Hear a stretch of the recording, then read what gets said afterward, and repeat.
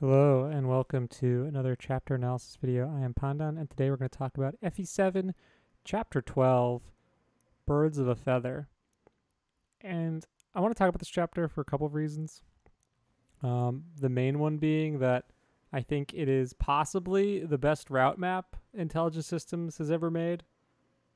I know Rout is a pretty I don't even think controversial is the right word. I think most people just think Rout is bad, and FE7 is one of those games that it's Intelligent Systems ROM hack of FE6, of course, but it's one of those games that just has a lot of bad route maps, and it's one of the first, actually the first game to introduce Rout. As far as I'm aware, I don't think Thracia had Rout as an objective. I know Thracia had the first defend map, but no routes. So FE7 is kind of known for its bad route maps, especially towards endgame. And this chapter 12, in my opinion, is the best one, at least in FE7 especially, but also just in general. And I do want to talk a little bit about why. And there's a couple of things here that help. First is the way the map is laid out. And this has two things. One, how your players are organized. So you have 10 player units. 6 of them are down low. 4 of them are up top. You have to split your forces. There's no getting around it. There's no battle prep, so you're just diving right in with whatever you got, which if you're playing Hector mode, you get Hector, Oswin, Matthew, and Sarah, but Hector and Matthew should have their inventories from the previous chapter. Everything else is coming in fresh. So it's almost like a first chapter in general. You can see Hector getting a nice level up here. But you have these groups to work with, and there's 16 enemies to kill, which is about a little over 1 enemy per unit on the map. So there's not a ton of combat here, and it happens all pretty quickly. And what helps this map flow really well, beyond the fact that there's 2 points for you to work with, and so you can't move as just like a single blob of units, thus making it a bit more compelling. You have to fight on 2 fronts right off the bat, which is, I think, pretty ambitious for a second chapter of a mode. Even if you're not counting Lin mode, then this is the second chapter that you're probably playing. This is a pretty aggressive second chapter, I think, especially for someone who's new. I mean, just look at this cluster happening here on the right side, on this top side with Hector and Oswin. And what makes this route map work second to that with regards to layout is the mountains. And the mountains help provide a little bit of space and covers. There's a lot of terrain. There's places for you to hide, but it makes really good use of the flyers flying over the mountains. And I think this chapter does a nice job of introducing that as a mechanic and kind of differentiating these Pegasus Knights, who are otherwise like pretty weak. And Oswin, even on hard mode, can come pretty close to one-shotting. They are scary because they can fly over the mountains and pretty easily reach Sarah and Matthew, who are both likely going to be pretty weak. So that's something to consider as well. It encourages you to use forts for the first time, which is nice. I could see Bartra here just choking this fort. It just kind of like highlights your units pretty well, even if there's not a ton of diversity. You have brigands, archers, a couple mercs, pegs, and then the boss is a fighter. Obviously, Marcus just completely runs train on this map, but that's neither here nor there. That's more of a Marcus problem than it is this chapter problem. So the mountains make for just like interesting layout. You kind of have the space for enemies to pour out from. I know in the Elliewood version of the map, the enemies tend to pour out from like this far side over here. And they can kind of funnel down this way. On the Hector mode version of the map, they kind of go towards the left, and you see a bit more of a cluster by where I have Hector and Oswin. But the reason there is a cluster is because the enemies actually charge you. And this is something that I think doesn't get talked about enough with route maps, is that route maps need to have pressure. They need to have pressure for the player to react, and a big part of adding that pressure is having the enemies charge at the player. And most route maps have a lot of enemies that are in like bait and switch mode, where they're just waiting for you to get into the range and they will charge at you.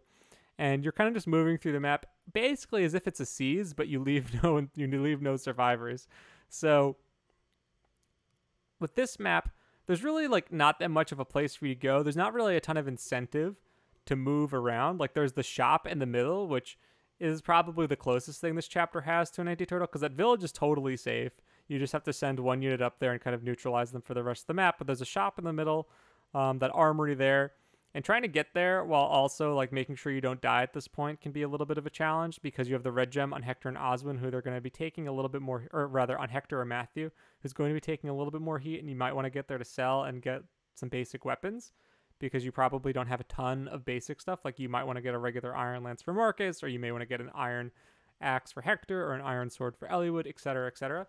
So these are some options that you can have, and getting to the armory before all these enemies charge at you and either surround you and make it difficult to get to that armory to both sell and then distribute some items, I think is an interesting and different type of anti-turtle that you don't often see.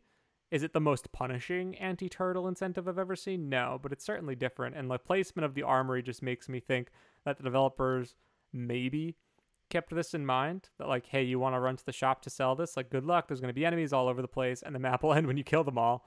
So it's a bit of an interesting little incentive. I don't think it's necessarily the hardest. Like, if you slow down the map, there's nothing punishing. There's no punishment for going too slow, really, other than just like continuing to get surrounded. But the enemies in FE7 aren't that strong, even on hard mode, to warrant much concern there. So the enemies charging you definitely makes things a little bit more interesting. I think Faith and Blood, Chapter 3 with Bazab, is probably one of my favorite ROM hack route chapters, and it takes this to heart. You have this kind of open space. You don't necessarily need to progress very much.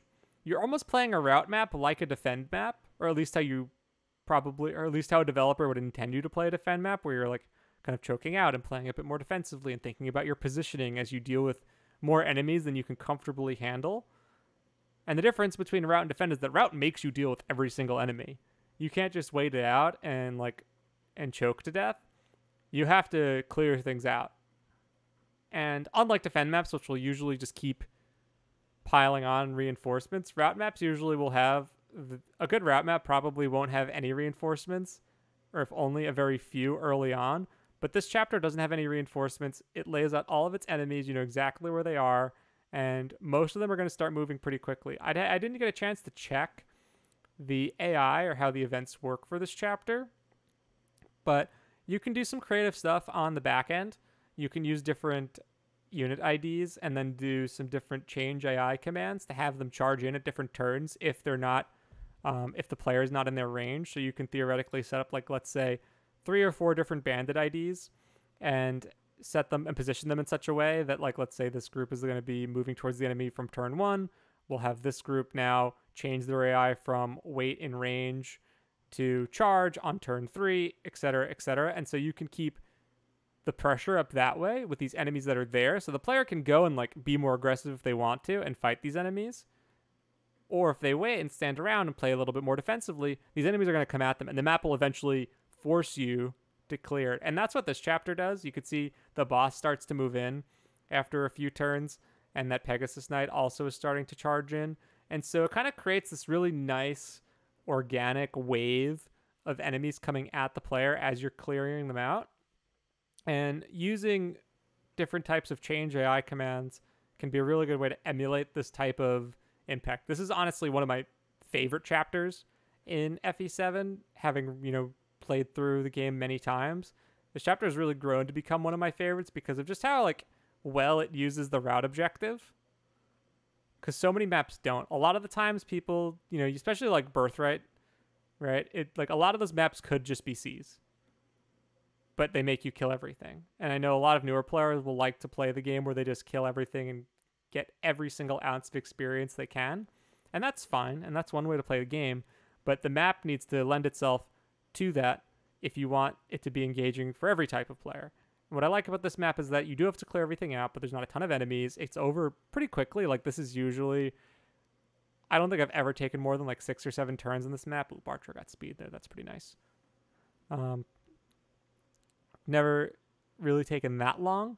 And a big part of that is that the enemies charging you forces you to end the map faster. It forces the player to play at a quickened pace. And I think good route maps also tend to happen on open spaces where you have to be a little bit more nimble in your defense. You can't just choke and wait and have them funnel through to a single point. This map does have a few choke points, but you have to be pretty aggressive to get there. Like this far right side over there, you can choke with Marcus, but this map doesn't really lend itself well to it. The top part doesn't really have a lot of chokes. It's more so just like take advantage of the terrain in this open space and try not to get hit. So yeah, the charging enemies makes this better. The terrain help make this better. It's a good way to highlight some of the different units. Like, think about just from like an armor knight perspective, right? Like, I think most players will think armor knights are kind of stinky, but this chapter does a great job of showing how good Oswin is.